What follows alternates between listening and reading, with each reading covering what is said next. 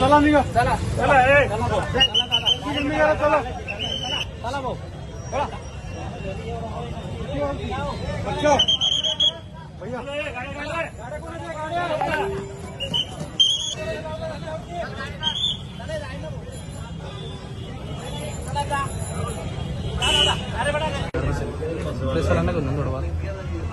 त्यांनी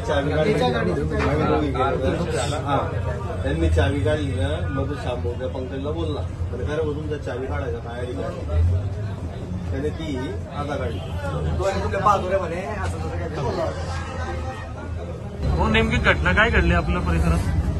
काय ते काल थोडं किरकोळ परवा भांडण नाशिल भाऊ त्यांचं समोर उभा होता कुलभूषण पाटीलचा बोला पंकज पाटील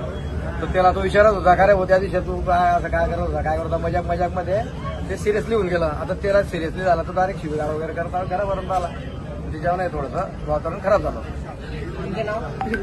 अतुल बारी कशावर न झालं नेमकं काय कारण काही नाही ते डबल उभे होते अशी मजाक करता करता त्यांचं मॅटर वाढून गेलं थोडं ते भाऊ काय घडली होती घटना काय नेमकं परिसरात काय खबर मी घरी होतो मला बबलूचा फोन आला तो ने कुठे म्हटलं मी घरी आहे मग त्याच्यानंतर तो ने स्टॉपवर आहे तू माझ्या भावाला मारणार आहे का म्हटलं नाही बाबा